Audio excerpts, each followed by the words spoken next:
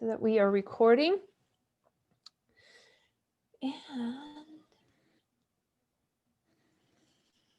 the slides are up and going. People are coming in. Okay, awesome.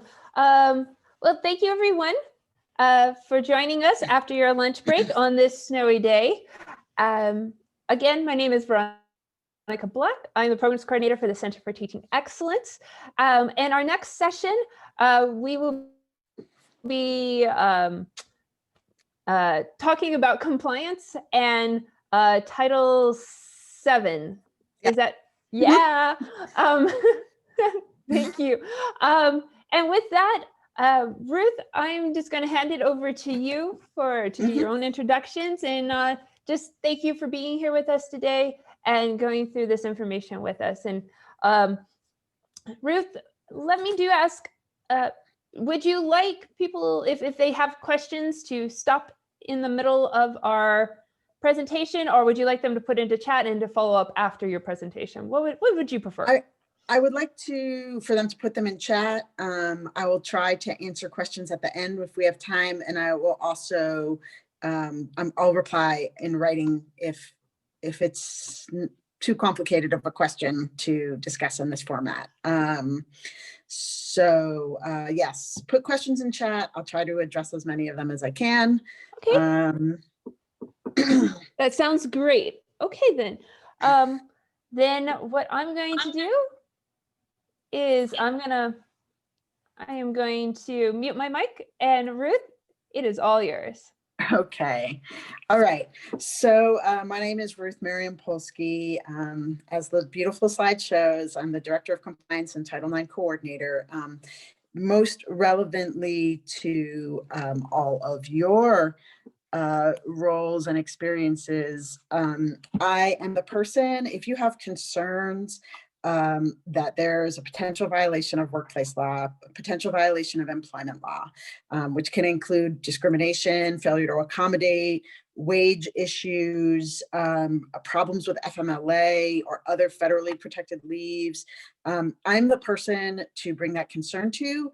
And if you do bring this concern to other people, usually they'll refer it to me. So you should actually kind of know who I am by name at least.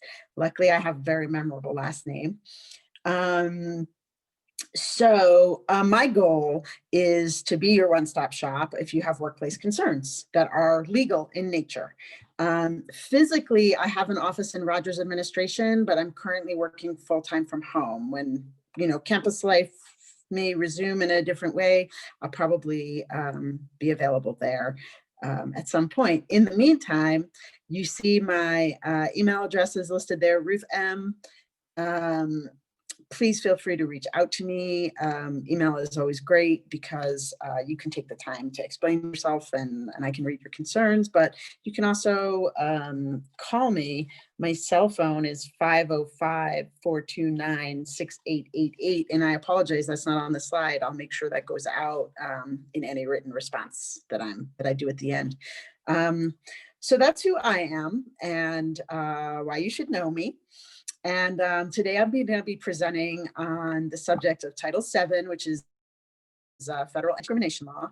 And we're also going to be talking quite a bit about retaliation, which is an important subject that every person, every worker, employee understand. So if Veronica, you can move me to the next slide.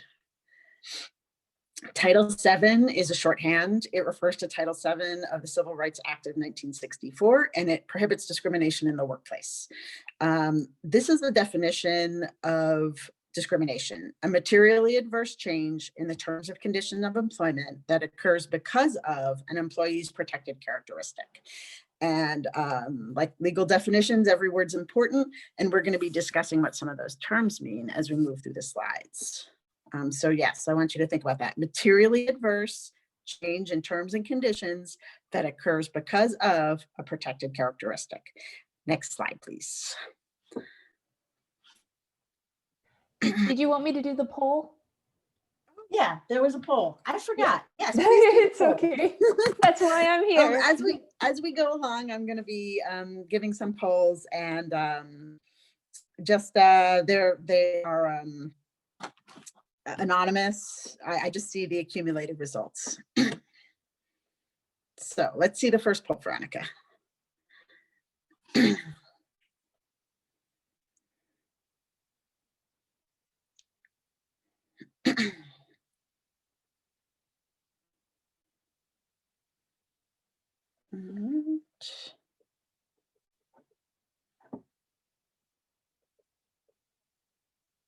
Um,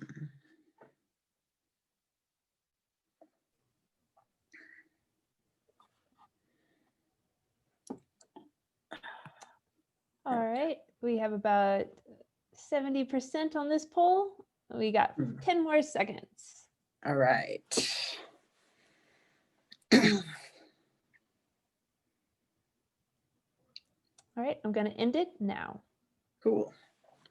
Can I see the results now? You should be able to. Oh, I will share the results now. Oh, super. Wow. This group has a relatively high degree of training, which is awesome. For more than half of you, you probably won't be hearing this for the first time. But for those who haven't had previous training, going to try to help you understand. So the next slide, please, slide 3. So the first aspect of the definition is terms and conditions of employment. In simple terms, it's what makes your job your job. Different terms and conditions are not always the same because not all jobs are the same, but it can include things like decisions about hiring and firing, decisions about compensation, assignment or classification of employees, transfers, promotions, layoffs, the way that jobs are advertised, the way that recruitment happens, testing, the use of facilities, training and apprenticeship, fringe benefits, pay, and any other feature that you would recognize as part of your job. So remember, discrimination is an adverse change, a negative change in a term and condition of your employment. If something was not an expectation of your job when you started, it may not be a term and condition of employment. It kind of depends on the facts. Next slide, please. Okay, so within discrimination, there's 2 flavors. We often talk about harassment. I think, you know what? Well, it's fine. We talk about harassment. Harassment is a form of discrimination. We often talk about sexual harassment, but harassment can be on the basis of any category protected in law, and we're going to talk about those protected characteristics in a little bit. But there's always 2 flavors. Quid pro quo, which is Latin, it means this for that. It's an offer in exchange with a tangible employment action for refusing. So if someone asks you out, for example, and you say no, and then they take a tangible negative action against you because you refused, that would be an example of quid pro quo harassment. The other kind is hostile work environment, which is unwelcome conduct that occurs because of a protected characteristic and is so severe and pervasive that the workplace becomes intimidating, hostile, and offensive. And under New Mexico law, basically, whenever we're talking about New Mexico laws, whenever we're talking about employment laws, we can see generally that the federal law is a base and the state law can be more protective. So in addition, there's an additional hostile work environment definition under the New Mexico Human Rights Act, which is our state law, which is, it can either be so severe or pervasive that the workplace becomes intimidating, hostile, and offensive, or it can say that the conduct has the purpose or effect of unreasonably interfering with workplace performance. So the New Mexico, because we live in New Mexico, both the definitions apply to us. Then in the next slide, please, next slide, we're going to see protected characteristics. So protected characteristics, these are characteristics that are defined in law, particular categories upon which a person cannot discriminate. Some of them are pretty familiar: race, color, creed, national origin, sex.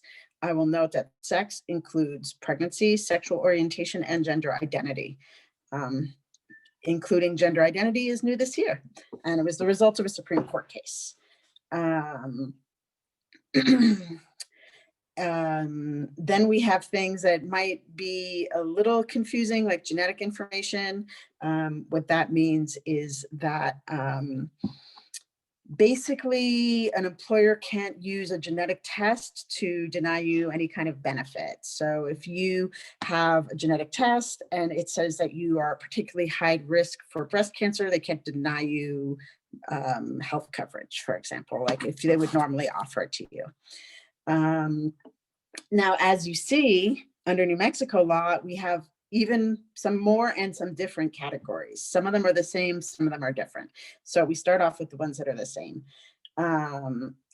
Race, color, religion, national origin, and ancestry, sex including pregnancy, age of 40 plus, physical handicaps or mental handicaps, slightly different spousal affiliation, like who your partner is, who your spouse is, and also category of serious medical condition, different from physical handicap. Trying to pull in a larger pool of people who might be affected. And I would note that under protected characteristics, that also includes what we call an association claim. It means like maybe you don't have a disability, but your child has a disability and you feel you're being discriminated because of your association with your child who has a disability. That's what association means. So it doesn't always have to be you that has a protected characteristic. If the adverse action is taken because of the protected characteristic of a person you're associated with, that can also be a violation. All right, next slide. All right, so remember we were talking about hostile work environments as one of the theories of harassment. It's important to know that hostile work environment is a legal term. It doesn't mean an uncivil environment. It doesn't mean a person's conduct that's very unhelpful or even obstructive. It doesn't mean any single instance of discriminatory or offensive speech. To quote the EEOC, petty slights, annoyances, and isolated incidents, unless extremely serious, do not rise to the level of illegality. So the thing to remember is that a hostile work environment still has to be because of one of those protected categories that we just talked about in the previous slide. It does not mean a work environment that's generically toxic. Unfortunately, if you call my office and you're like, I'm experiencing a hostile work environment because my boss is absolutely horrible and mean and cruel, I might not necessarily be able to assist you with that because I focus on the employment discrimination and the employment law aspects. I might, depending on exactly what you're telling me, I might refer you to another office to address that. And we can talk about that if that situation should come up, which I hope it won't. But I will say that please, if you're not sure if a situation is discriminatory or not discriminatory, you don't have to be an expert. You don't have to refer back to this in order to call me. You can always call me with your concerns and I will kind of explain to you what my role might be in regard to your specific concerns. But I never want anyone to be discouraged from reaching out to me because sometimes we know something's wrong. We're not quite sure how to address it. So don't feel like you can only call me if you only are sure it's discriminatory, but be aware that when it comes to a hostile work environment, it has a specific definition. I feel like I missed one of my poll slides. I did. I missed one of my poll slides. Number 4. Yes. Let's just see the poll slide. I don't know. All right, let's do it. Let's do it. All right. So this is from slide number 4. Mm-hmm. Aye. As a giveaway. Let's see. Because I think I mentioned it while I was talking. Yeah.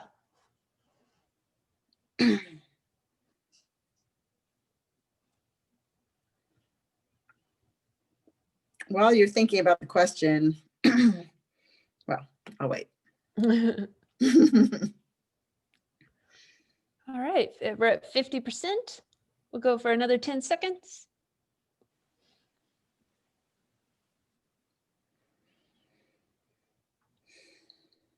All right, ending this one. Okay. And results. Perfect scores. Excellent. Yes, and I will say that it sometimes might be hard when you're thinking about it. You're like, well, how can you have a racial quid pro quo? Don't worry right now about whether these situations can arise. There's an infinity of possibilities for people in the workplace to interact.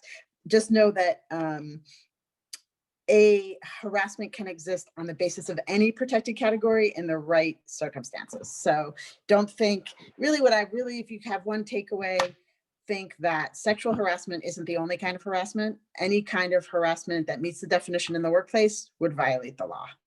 And that means it fits one of the two definitions, and it's because of a protected category. All right, let's talk about the next slide, please, which is about supervisor responsibility. Now, you might be saying to yourself, I'm a faculty member, I'm not a supervisor. Well, some faculty members interact with administrative staff, they may interact with student assistants. There may be times when you have a supervisor-like relationship with a person, even if you aren't their formal supervisor. So when it comes to what supervisors should do, these are just some things to keep in mind, right? First, don't make employment decisions on the basis of protected characteristics. That's pretty much the alpha and the omega of anti-discrimination. What if you witness or learn of discriminatory conduct that's affecting you or your subordinates? What if your student employee comes to you with a concern? What you can do is report it to me and encourage the person with the concern to report it to me as well. What I generally do if I receive an initial report is I reach out to the affected person and I find out how they want to handle it. But there's nothing stopping you from reporting somebody's concern. And oftentimes, especially students who might have discrimination concerns, they may often reach out to a person they feel more comfortable with and know initially. So that might be you. It might even be your student. Just know that if someone brings this type of discrimination concern to you, you can report it right to me, and I'm the person that handles it. And as I said, if somebody tells you about discrimination affecting them, always inform them of their right to make a report to my office. That's basically up to them. Just let them know that my office exists and that they can report discrimination. And I always say, remember, there's no magic words in discrimination law. People don't have to say discrimination. They may be describing a situation that sounds discriminatory, or they may say, I think X or Y is treated differently. And what I always say is listen for the because of. Is someone saying, I got a bad grade because I really don't like that teacher, or I got a bad grade because I think all the women get lower grades in my class, right? So kind of like when people are talking to you and you're not sure, just think about that phrase because of. What is the because of that they're describing? And as I said earlier, if you're in doubt, you can feel free to report it to me. I will reach out and find out more information from the employee and how they want to handle it. What I would ask is that nobody begin an investigation on their own. That can really end up causing a lot of problems.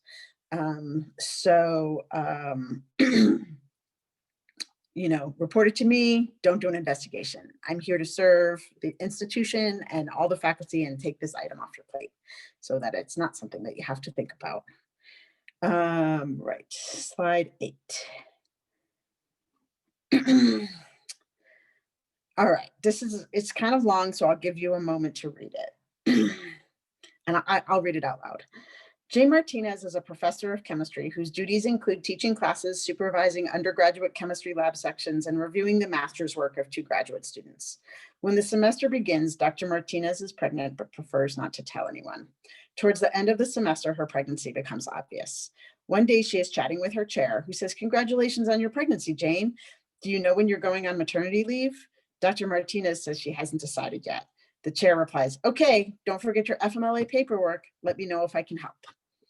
Before the start of the next semester, Jane reviews her schedule and notices that there are no lab sections on her schedule. She asks the chair what's up, and the chair replies, well, obviously you can't be in a chemistry lab since you are pregnant. It would be dangerous, and I don't want you or the baby to get hurt. I gave you an extra lecture section of Chem 101 instead. Anyway, you'll be going on leave, so what's the difference? The question, can an employer refuse to give a pregnant woman a job they believe is dangerous to their pregnancy? The answer is no. And this is something that specifically happened in a Supreme Court case called United Automobile Workers versus Johnson Controls, where the woman in question was working with carcinogenic chemicals. The employer isn't allowed to make that decision for an employee. It's the employee's decision. And so one of the things, I think we have several slides that relate to this, several poll questions. First poll question. Right. So first, let's think about the protected characteristics. Give you guys a minute to reply.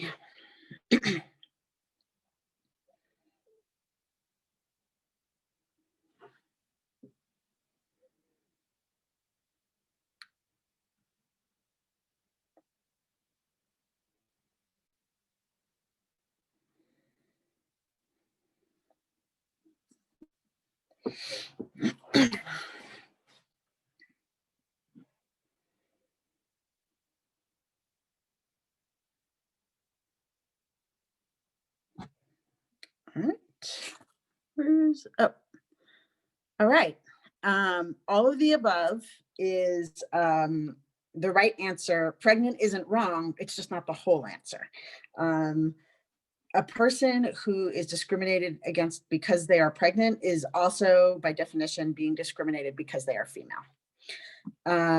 In addition, I find that the perceived as disabled is kind of an interesting kind of twist. He is seeing her as a person who is not able to complete the job requirements because of her physical condition. It's almost like he perceives that she's disabled from work when she isn't. So basically all the above could potentially, I mean, I've obviously given you very limited facts, but they could all potentially be at play here depending on exactly what unfolds. Next poll question, please.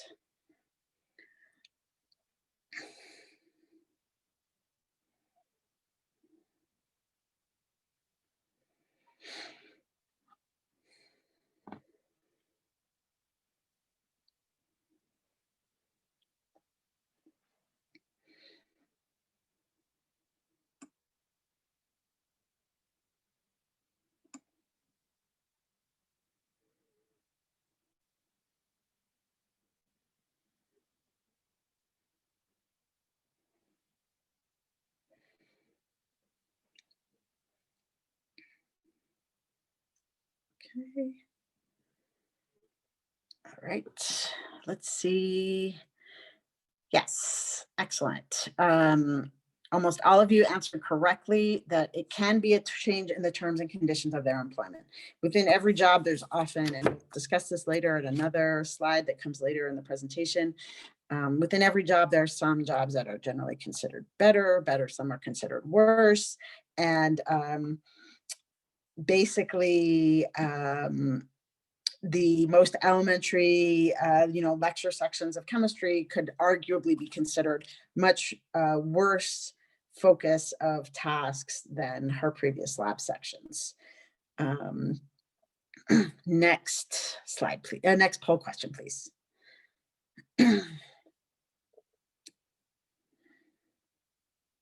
Okay, flip the hypo. What if Dr. Martinez's classes were changed because another professor quit? Does that change the analysis?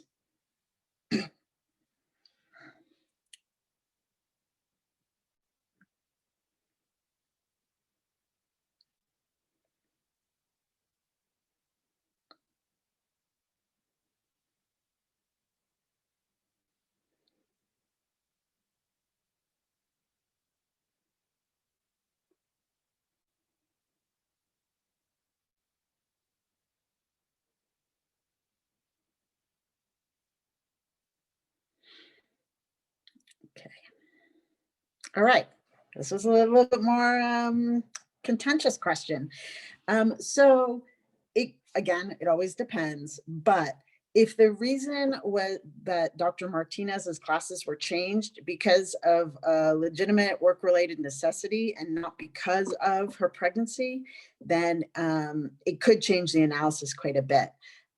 It would certainly muddy the waters and be confusing for everyone involved, but basically, if the reason the classes were changed is not gender or pregnancy, if it's operational necessity, then even if it's adverse, it's not a violation, even if the person thinks that their change was bad. All right. And there's one more poll question. Yes. Does it matter, going back to the original hypo, where the classes were changed because of her pregnancy, does it matter that the chair wasn't trying to harm Dr. Martinez and sincerely wished her well? Remember, he offered to assist her with her paperwork and was very happy for her.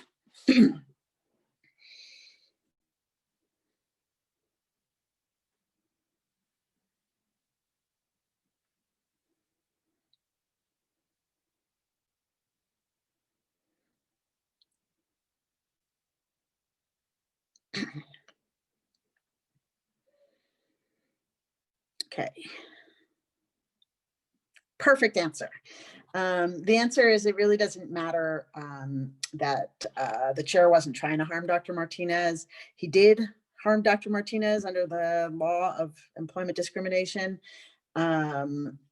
And I would add, however, just to kind of just look at the nuances here, that just asking whether commenting on a pregnancy in an innocuous way and asking if a person is choosing to go on maternity leave are not violations in and of themselves. That would be, that would fall under the EEO's exception of things that are trivial and have no particular effect. Because again, it's not enough. For example, if Dr. Martinez is irritated by the question of maternity leave, it doesn't make it into an employment discrimination situation. The negative effect has to be material. It has to be materially adverse. That's like another way of saying it has to be significant.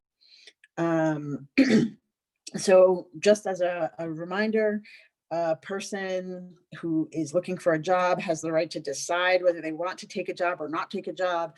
An employer can't make a decision based on the employee's personal characteristics that are protected in law. They have to let the employee make that decision. And that's been pretty much our discussion. That's my presentation relating to Title VII. Discrimination. My next subject is about retaliation. We're going to move on to retaliation slides. All right. As the slide says, retaliation, don't do it.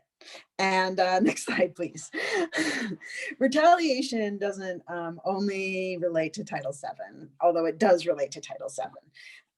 It relates to lots of workplace laws that have anti-retaliation provisions. Some of those are listed here. Title VII, of course, Age Discrimination in Employment Act, Americans with Disabilities Act, Title IX of the Educational Amendments Act, OSHA, Occupational Safety Health Act, Fair Labor Standards Act, which has to do with wage and hours. None of these laws, or I should say all of these laws, prohibit an employer from retaliating when an employee makes a complaint about these topics. So next slide is the definition of retaliation. An adverse action taken because the employee participated in a protected activity. Once again, all my underlined terms are important. Like in discrimination, where we talked about protected characteristics, with the world of retaliation, a person can be retaliated against when they engage in a protected activity. And first, we're going to talk about what adverse action means, and then we're going to talk about protected activity. So next slide. It's a bit wordy, sorry. An adverse action, an employment action, here's the definition. It's adverse if observing it or experiencing it would discourage a reasonable employee from exercising their own rights. So reprimanding an employee or giving a performance evaluation that is lower because they engage in a protected activity, transferring the employee to a less desirable position against their will because they engage in a protected activity, threatening to make or actually making reports to authorities, since reporting immigration status is an example, increased scrutiny or singling the employee out for scrutiny, treating them different than colleagues after they made a report, a protected activity, treating a person's family member negatively. For example, canceling a contract with the person's spouse. And that's the same thing as the association claim that I was discussing earlier.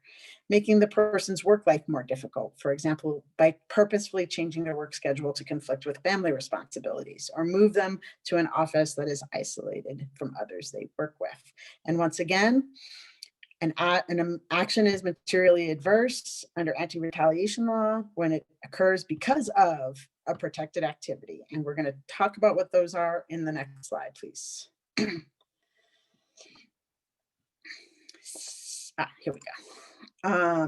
So there's a few categories of protected activities. Basically, they all have to do with a person who assists with an investigation, participates in an investigation, makes a report, makes a complaint. They're making a complaint is category number one, filing a formal, informal, internal, external lawsuit, any form of action in which you say, I am complaining of a violation of the law. The second item is participation. Participation is things like providing information, giving an interview, being a witness, writing an affidavit for a court setting, any aspect of, really, I think participation is pretty self-explanatory. Most people can actually kind of understand it in a common sense way. Participation would also include telling a supervisor or manager about a violation, whether it affects you or someone else. The third category is opposition.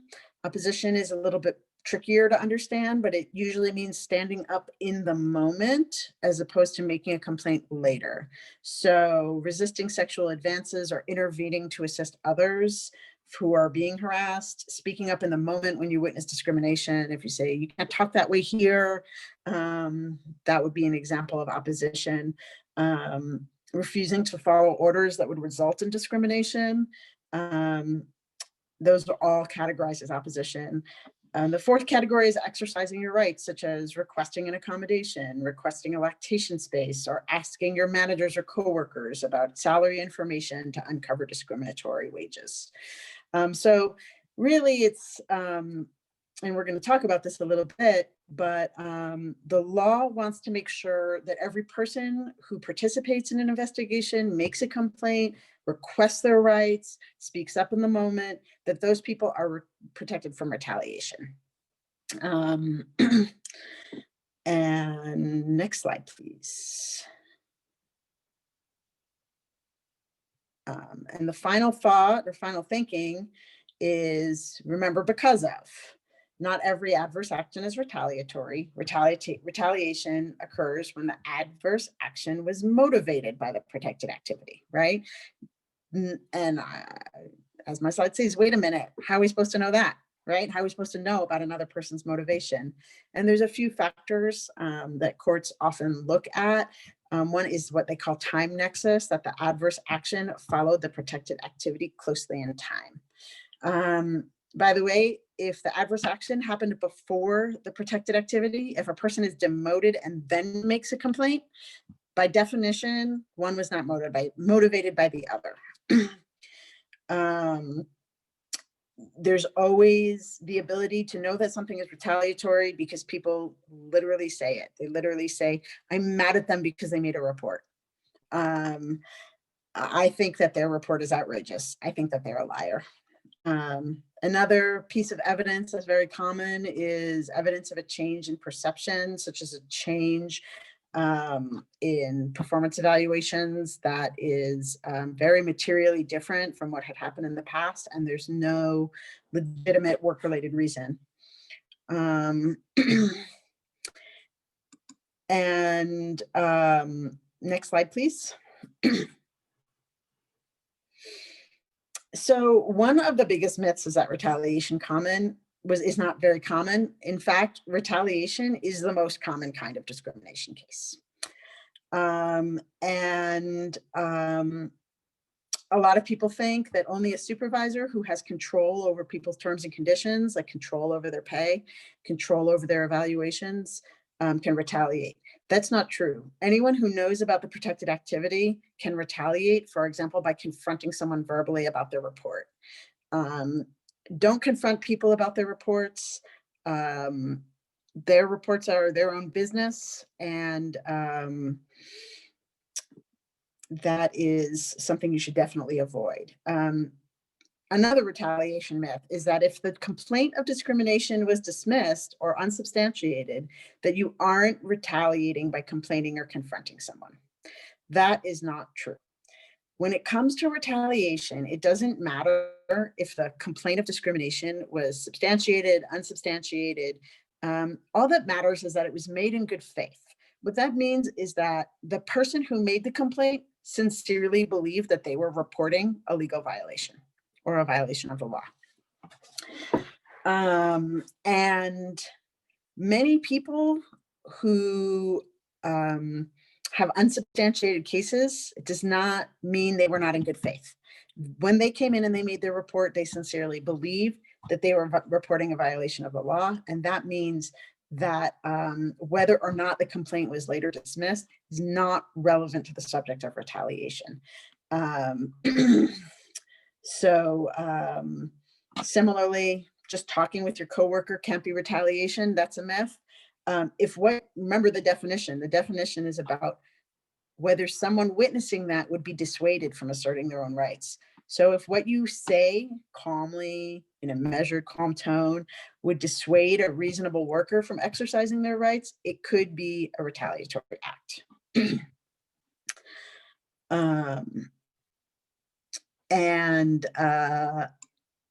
Here, let's go to the hypothetical. Wait, slides. Okay, and this is the hypothetical, and then we have a poll slide. Okay, Sheila White was the only woman working in the maintenance of way department of the Burlington Northern Santa Fe Railroad's Tennessee yard. She made an internal report that her supervisor was sexually harassing her, and the supervisor was disciplined after an investigation.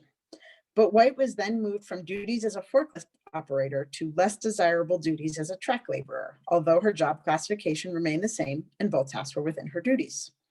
White filed a complaint of discrimination and retaliation with the Equal Employment Opportunity Commission. She followed with a second complaint of retaliation, saying she was being excessively scrutinized by her manager. Soon after, she was accused of misconduct and suspended for 37 days without pay. However, the company cleared her of misconduct in an internal review and reinstated her with full back pay. So, poll slide for slide 16. So I'm asking, what were the protected activities? Was it the internal complaint of sexual harassment, the external complaint of discrimination and retaliation to the EEOC, or the second complaint of retaliation to the EEOC, or all of the above?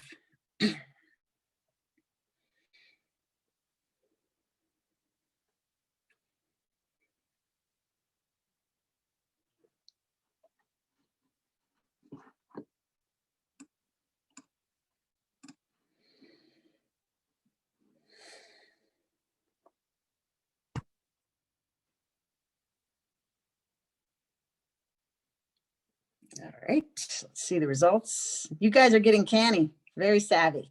All right, the right answer is all of the above. The internal complaint of sexual harassment was her first protected activity. Then her external complaint to the EEOC was a second protected activity. And then she made a second complaint to the EEOC, third protected activity. Next slide, please. Oh, sorry, I didn't close my poll results. Okay, this is actually a real case, and it's from 2006, Burlington Northern and Santa Fe Railway Co. versus White. This case was heard in the U.S. Supreme Court, where in a unanimous decision, they formulated the definition of adverse action you learned today. And that is that an action is adverse if it would dissuade someone else who is observing it from asserting their own rights. The Supreme Court didn't find it significant that White didn't end up suffering any monetary loss in the end. She was only asked to do work within her job description, and she was cleared of misconduct by her employer. What the Supreme Court really looked at was the effect of the conduct on other workers, not the effect of the conduct on White. And that was what they really focused on, what makes something retaliatory. If a person standing by and observing would be like, oh man, if I know what's good for me, I won't make a complaint, then that action can fall under retaliation. Basically, what the court is concerned of is not whether Sheila White was ultimately made whole and cleared of misconduct and all those other things. They're worried that not everyone in this world is a Sheila White, and many people will feel inhibited from raising valid legal complaints that they have when retaliation occurs. And when we get to the next slide, you're probably saying to yourself, wow, this is horrible. I don't want to prevent anyone from asserting their rights. Next slide. There. Why would anyone retaliate? People who retaliate are awful. Well, retaliation does have a very large effect on the workplace, a very large negative effect on the workplace. But what you have to really recognize, and what I hope that you'll take away from this training, is that retaliation is more often an emotional reaction than it is a plan of action. Retaliation bubbles up from strong emotions and feeling of unfairness, not from a specific plan of harming another person. And a few things to think about. Be especially cautious when you know the individuals involved and have heard one or more stories about what happened. It's very common that if one of our friends are affected, that we may feel aligned with them and want to support them. It's absolutely fine to support them as individuals and as friends, as colleagues, but be very, very cautious about putting yourself in a position where supporting your friend is speaking out against somebody else's report, because it's not a good idea to speak out against reports. People have the right to make a report, whether they are ultimately substantiated or not. And similarly, be very conscious that you're feeling an emotional desire for a specific result. My friend is a great guy. I really hope that he's cleared, right? Or my friend does so much good work for the community. I hope this doesn't, affect him or her. And, when you are hearing about cases, discrimination cases, whether they are legal in nature, whether you're just hearing about them casually, just remember that there's maybe more information that you're not aware of. A situation can sound outrageous when it's described one way, and when the full facts come out, it may seem a lot less outrageous.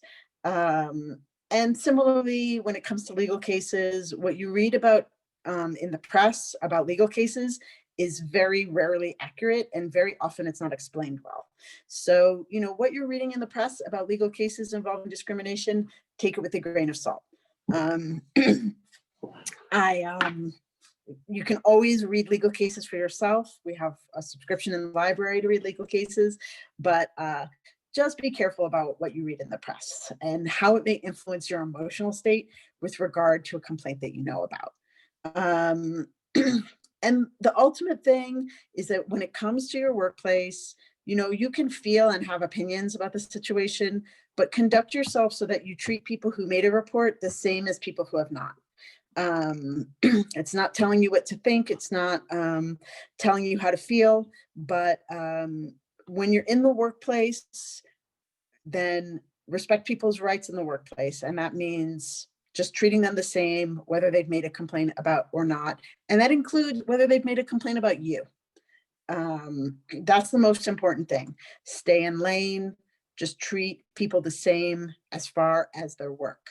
And many people ask about false complaints. The truth is, and I'll tell you a little bit more about my background. I have been doing internal investigations for around 10 years. Intentionally false complaints are actually quite rare. Most people who complain fully believe that a wrong has been done to them, whether that's objectively true or not.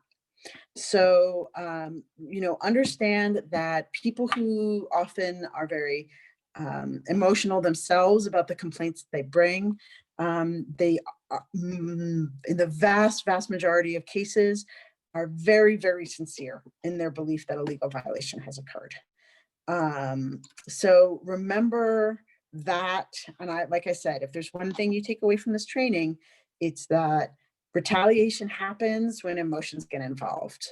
And as a university, we're a little bit of a different institution because people often work very closely with each other, and they work in relatively small units of people they see regularly or frequently. So it's normal for people to be close friends with some people and not be friends with other people and not get along with other people sometimes. Don't let your conduct be guided by how much you like or appreciate that particular individual. Any person who has made a complaint of discrimination, or a wage complaint, or an age discrimination complaint, or an OSHA safety complaint, they have the right to continue in their workplace, just to do their job, to come in to do their job competently without being prevented from doing that by retaliation. So it's very important. I think, I'm not sure what the exact numbers are, but I believe it's getting to be around 60 to 70% of discrimination cases at the EEOC are retaliation. So, this does happen quite a lot, and I've seen it in a lot of very heated contexts. Before I came to New Mexico Highlands, I worked for the New York City Fire Department in their internal anti-discrimination unit. These are individuals who, they work very intensely in dangerous conditions. And when retaliation occurs there, it can be incredibly explosive, because the people's jobs is very stressful and very intense, and they would live and work closely together. But universities, maybe not so dangerous, but very intense, because you work very closely with colleagues. So really just be respectful. If someone has made a complaint of discrimination, even if you disagree, let the process unfold. If you are the subject of a complaint, I would add, it's normal for people to need support in that, but keep that off social media. That is often a really inflaming source. Talk to anybody for support that you need. We also have HU Cares, and being named in a complaint can be extremely upsetting for many people, and that is really normal. But understand that there is a process, there will be a procedure, and as that process unfolds, allow it to unfold. Don't try to influence the person who made the complaint, and definitely don't try to make them feel unwelcome, like they're no longer welcome to work. So my final thoughts, next slide. We each have a role in ensuring that every member of the university community feels that they're able to report violations of workplace and employment law. And the university is liable for your conduct when you break the law. A retaliation case can cost hundreds of thousands of dollars to resolve. And I'm sure we can all think of what we would rather do with that kind of money. I know I can think of a dozen things that I would do if someone just wanted to hand me $300,000. Instead of doing that, avoid retaliation, be a good steward of our resources and our community. In addition, retaliatory actions can be misconduct under our various university policies, and that can be a factor that leads to termination. So, like I said, be a good steward. Put our money where it's needed, into our programs and our resources and our students, not into legal defense. So it's easy not to retaliate, but emotionally it can be hard. So really just be self-aware about how you're feeling in situations, and don't get involved. Here, by the way, is my email address again, and this is my phone number. If you want to report retaliation, as well, same number, same person for discrimination, wage and hour, FMLA, anything of that nature. Well, I'm done with my presentation. Are there chat questions? Doesn't look like there's any chat questions, but if there are any questions, please feel free to unmute yourself and ask, or if chat is more your line, just drop it there as well.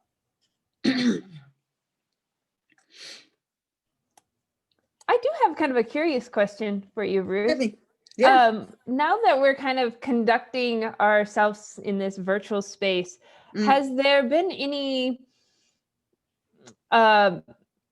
new changes to some of the way we're reporting or identifying any of these issues?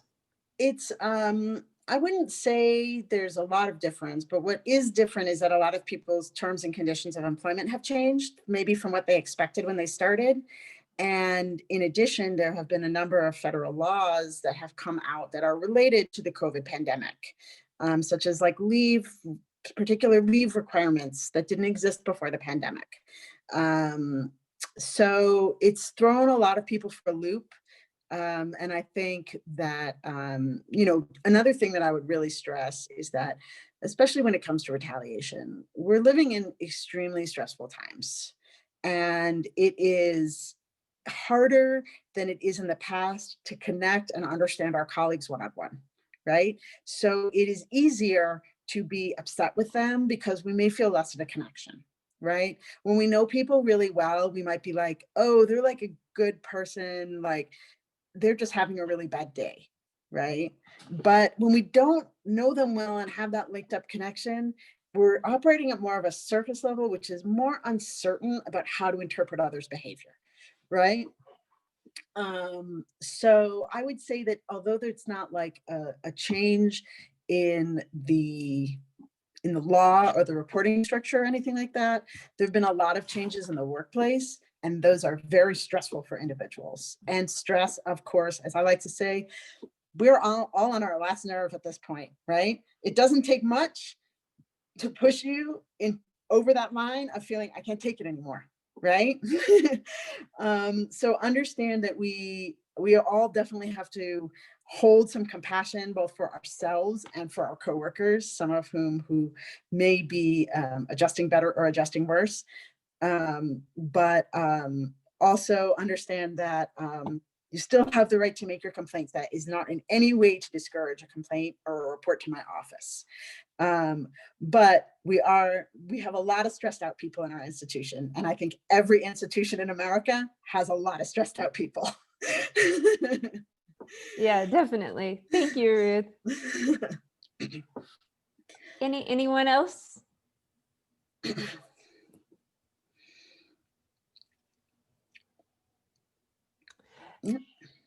All right. If there are no other questions, Ruth, I'd like to thank you for your time today, and thank you everyone for participating.